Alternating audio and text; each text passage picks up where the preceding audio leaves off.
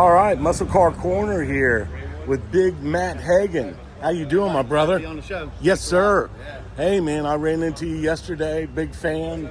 Love Tony Stewart. Love your operation. That direct connection fuel car is amazing. Your funny car. Yeah, you're very blessed to do it. You know, I've been running fuel cars for close to, 18 years now, and had Dodge as a sponsor for almost the entire time of my career. Really? Through DSR, all the way up now into TSR. Won a championship for TSR and 3 for Don Schumacher Racing, and you know, just signed a multi-year deal. So unbelievable. Just life is good, right? Like I have nothing to complain about, and we get to hang on to a fast race car. And actually, during an off weekend, you'd think I'd try to get away from cars, and here I am at Mecum, but I have my sponsor actually here with us, Jason Johnson from Johnson Wood Fire. Yes, sir. He's out here buying some cars. I had to buy a truck the other day, and it's just a lot of fun. The sale here on the summertime is a little bit smaller, but it's just a great group of cars, a great group of people. And there it is. There's piling in here now on Friday and Saturday, and we're having some fun. It's a buyer's market right now. I tell you, the prices are down quite a bit. It is. I mean, I told my dad's got a bunch of dealerships. He owns 14 franchises. And oh, really? I was just texting him. Yeah, we've been a Dodge dealer for over 50 years. So, unreal. Yeah, pretty cool. You came by it naturally. Yeah, I guess so. And I told him, I said, man, you should have sent some of your buyers down here. Some of these regular cars they're going for nothing, So, like you said, it is a buyer's market. But I got all signed up the other day and nice some stuff and have some fun doing it. But it seems like I need to make more money so I can buy some more stuff. I have to get with Tony on that. Yeah, that would probably be a big yes, I'm sure. He prizes you as one of his best drivers, He's been great. He's been a great teammate. He's also been a great owner. And Leah, we got her right there, kind of making sure all the stuff happens behind the scenes as well. And we just it takes a small village of people to do what we do. It does. And it's Fuel Funny car. It's like 10 people working on the car, and then then you have all the GMs and the PR people and everything else, and it takes a lot. But I've been glad to see Tony. He's had like a breakout season. He's doing well. Last year it was kind of struggle, but I mean that's to be expected with a new guy, new group, and everything else. And then this year already won 2 races and leading the points. And I know it. We're out there trying to we're hustling. You're kicking it up, man. Yeah, we get there. Just last race we were in the final and didn't quite get it done. We put a cylinder out early and gotcha. And it just one of those deals where we're going rounds, we're doing what we need to do, but we lost some races that have just been like so close. 4th thou, 6th thou, 8th thou, you got 100, 10th thou. And it's like, what do we got to do to be on the other side of that? So, no doubt. But that's just drag racing, right? And sometimes you're on the backside of a good drag race, and I think that tide's going to turn, and we're going to pull down some wins here coming up. That's awesome. Just real quick, what was your first muscle car?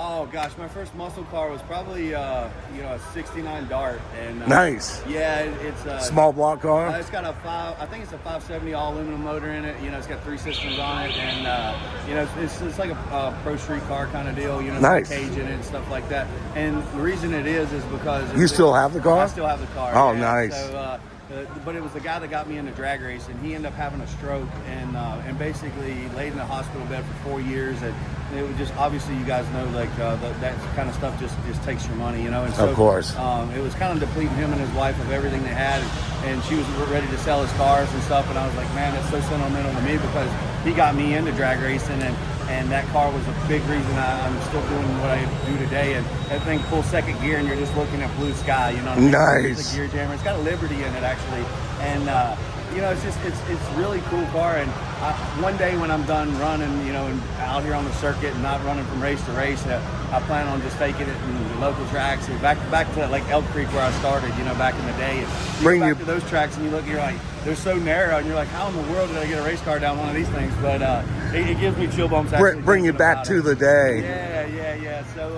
So that's really was like my first muscle car, and then my brother passed, and he had a '69 Camaro. And, so sorry to hear that. Oh well, that's life, man.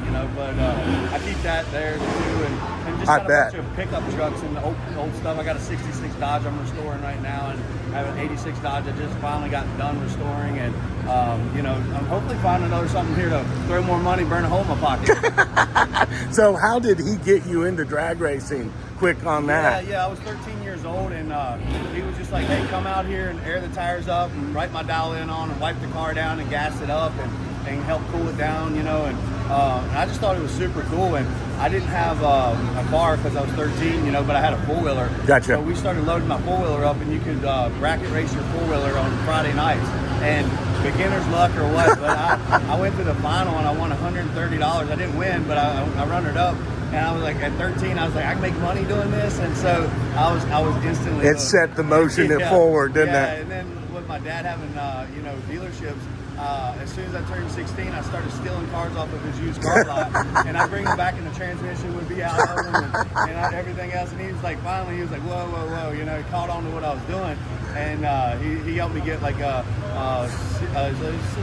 Chevy 2 Nova with 406 in it. It was like board 30 over. It had a slapstick in it. Nice. I braked it a little bit, and you know, so it kind of one thing led to another from a local level, and I never dreamed that I would ever be driving to Don Schumacher or Tony Stewart. Crazy. But, you know, much less winning 4 championships and have 52 trophies on the wall. But and I guess that's me patting myself on the back a little bit, but I'm just very proud of what our team has accomplished. Yeah. And it's not because of me, it's a group of guys. I've been very, very blessed to surround myself with the amazing group of guys that they're so driven, they work hard, they get up early, they come in late. I mean, well, no, they come in early and leave late, you know. Their life is that car. Yeah. And, you know, you just can't do it without a good group. And my dad's always told me in business and in life, you surround yourself with the best people you can find.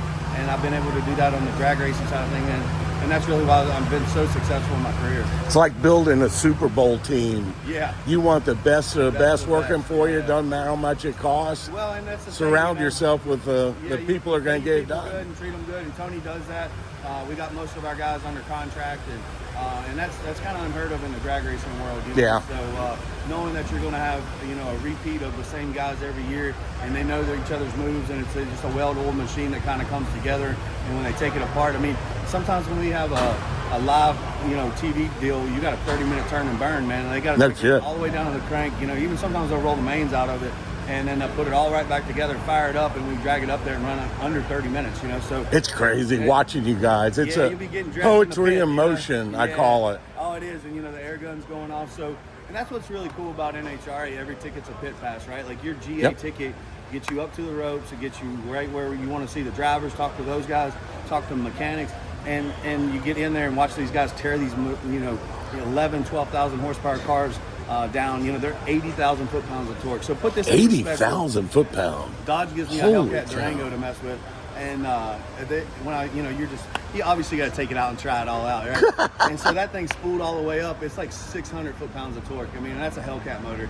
So these things make 80,000 foot-pounds of torque. So my gosh, out of 500 cubic inch. Yeah, it's crazy. Is that crazy? Yeah, they're definitely big bombs that go off. And unfortunately, they're sitting in your lap sometimes. But, you know. What's one of the hairiest accidents you've been in? Yeah, you know, one of my worst accidents was probably one of the biggest fires I had. Was like one of my first fires. And you realize why people jump out of skyscrapers, because it gets so hot. You're going like, why would somebody do that, you know? But you just want out, and your natural instinct is to get out no matter what's going on. You know, my legs started blistering up, and I couldn't see where I was at, and I was taking in a lot of smoke, and I was freaking out, and that thought that is like, oh man, I might die. This could be it. Right, yeah, that kind of goes through your head, and you just start panicking. And so it was a big learning curve for me to really make myself calm down, hold my breath, get the car stopped, you know, get unbuckled, all that kind of stuff. Get out. Yeah, but like I went through this whole freak out moment, you know what I mean, before that happens, and you're talking seconds, you know what I mean, that is going by, and this thing's just blazing. I mean, it burnt the car to the ground down in Texas when I did it, and you know, but it was an expensive learning experience for me, you know. But after that, Tony. Well, this was way before Tony. Oh, that was before Tony. Yeah, this was like 20 years ago. Oh, okay. And, it was one of my first. Yeah, it was actually when I owned a car, but really, yeah. But it was a big learning experience, and then after that, it kind of prepares you for everything else coming up, right? You're like, okay, I've been here. Hold your breath. Like, let's get this thing stopped. You know, obviously shoots out, all that stuff breaks, and you know, none of it's ever great. But I think that if you get in one of those fuel funny cars and you don't think it's going to happen to you, you probably are foolish to get in there anyway. You know so you just got to prepare yourself with the best equipment, the best guys that you can find, and hopefully you got the best parts and pieces, you know. A tribute to those funny cars is John Force's wreck. Yeah. How hard that car hit the wall, and he got out of that car. It was, thank God he's alive, and thank God everything went his way. I had a real problem with that because NHRA is we're kind of mandating we're tying these bodies down, and I truly believe in my heart that if we weren't tying these bodies down, John would still be driving. You know, I mean, obviously John's up in his years, and you know, it would have been whatever his time if he decided to step back. But I hated to see him step out of the car because of a wreck or an injury, and you know, unfortunately, that's the only thing that I lay in bed at night worried about, is because I've accomplished everything I've ever wanted to in the sport, and I keep crawling these things knowing that they're super dangerous now for a driver to tie the front ends down and the bodies on these things, because what happens is, no different than with John, the front end comes up. Well, when they weren't tied down, the body blows off of them, the parachutes come out, the fire goes away, you can see, the chutes are out, it settles the car down. You know, now that we're tying them down, the body, same with John's deal, no chutes out. Wherever that body's landing and moving, there's no chutes to straighten that car out. So that's why he crammed it into the wall like that, because he had no control. Didn't think of it that way. way. Didn't come out. You have more opportunity for fire to be on top of you. You can't see a lot of times when they pop up, the dash is where the windshield would be, and the windshield's up here. And like John's lever chute for his deal was way above him there. So I've jumped up and down about it until I'm blue in the face with the safety people. But at the end of the day, it's their sandbox. We're playing in it, and they're like, look, if you don't want to drive it, don't drive it. So I keep crawling in it, but I just feel like they definitely should reevaluate what we're doing and how we're doing it with tying these things down. We've been launching bodies for decades, and no fans have ever gotten hurt. Not saying that's the reason why they tie them down, isn't it? Because we had, like, Robert Height launched a couple into the stands, and you know, and then it was like, oh no, we can't hurt somebody. But it's kind of like sitting on the third baseline. You know what I mean? Like, if you were sitting on third baseline, you better be paying attention to what you're doing, right? Like, you could get a foul ball to the face. No doubt. So I have a little bit of issues with that, but I'm one that driver creates in the some scheme of it, anxiety, I mean? doesn't it? But I feel like John would still be here. A legend of our sport is no longer driving because of some rules and some different things that we probably could have avoided as a group, you know, finding a different way to do this. But it is what it is, and I keep crawling back in them, so I guess shame on me, you know what I mean? But I love our sport. I love our safety safari. NHRA always does whatever we can to be the safest possible. Oh, yes. You know, so it's not me bashing them. It's just me really kind of like wishing we had a different way of doing things, and there's no easy solution because we still have to protect our fans, but I really feel like we still need to try to protect our drivers as well. Does IHRA do the same? You know, I don't know. I just looked at the purse over there. They're paying pretty good money. I'm sorry to have said those words, you know. No, you're fine. It looks like they're paying pretty good money over there. They're trying to get people under their umbrella now, you know. I saw a bad pro mod explosion there, what was it, 2 days ago or something like that, and I didn't see that. Oh, it was bad, you know, but it was one of those deals where I know they're getting stuff going, and honestly, good for the sport. There's more opportunity for guys to go and run different places and do stuff. You know, obviously been NHRA my entire career. I used to run some IHRA back in the day before I crossed over to NHRA, and you know, the purses look good. So I've been trying to talk to Tony. I was like, hey man, let's go. You know, we just get paid a little bit, but it costs a lot to run these cars, and you know, sponsorship and everything else. And we can't do it without our sponsors. I mean, Dodge, for me, you know, between Jason Johnson with Johnson Horsepower Garage, you got Dodge that's been with me and here he is. years. Yeah, and then sold. Mr. Johnson. Jason Johnson. Waving your hand like this. Johnson Garage, the man, the myth, the legend. And you know, and also Stop it. I'll give you 5 seconds. yeah, and, you know, and Andy Ross too with American Rebel Beer. You know, I mean, like, without our sponsors, we can't do it. We can win every race and the championship, and it doesn't pay for what it costs to run the car. So that's crazy. We have to have a good group around us, no different than our people. Well, you know what? I started this YouTube channel out, and I did the Gators. When Tony's debut came, you were filming for him in the pits, and I'm trying to film, and you're in my way. I'm like, hey, man, you're on my way. You know? Yeah, we were just busting each other, and you said, okay. I'm like, oh, man, he's pretty big. Yeah. But I followed Tony, his debut, and I got a lot of film with the Gator Nationals and you guys in it. So he's having a breakout season. We're tickled. Anytime the boss is happy, we're happy. You know? And him as a new father is so cool. I just love it, man. He's a different Tony Stewart from when I knew him with NASCAR. He's enjoying life, man. You know, it's one of those things where I'm glad to see it.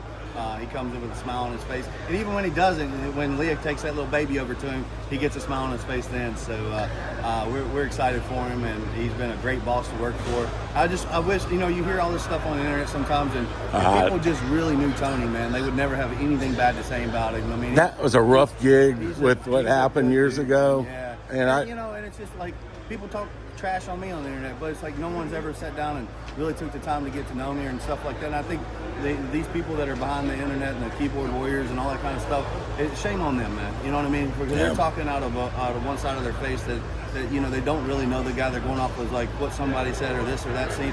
If you really ever get a chance to sit down, and I know it's hard to get to talk to Tony because it is he's like, man, you know, I put it this way, I don't ever want to be as famous as Tony is because he can't even eat breakfast when we come out in the morning. I know it. And they're like, Tony, sign this, Tony, sign that. I'm like, I am glad I'm not that famous, you know what I mean? So I gave him my card, and I saw him at Bradenton, had a little time to talk to him, and then I said, how about interviews? Man, I am so busy, I don't have time, you know? Here, maybe you can twist his arm, I can get an interview at U.S. Nationals, you know? Well, I'll be there. Hopefully I have the right pass to get in. I'd like to hang with your crew and document it on YouTube, you, the car, Tony, cool. and do like We'll a half an follow up hour with or this an deal, hour man. gig. Yeah. And, you know, talking about not knowing people, you didn't know me from Adam. Yeah. We're talking. Next thing I know, I'm doing an interview with you. Heck yeah, brother. And this really is cool. I appreciate it, Well, you brother. enjoy your show. You're a regular Thanks for the dude. time, man. I appreciate All right. you. Be Thank good, you, brother. buddy. Bye-bye.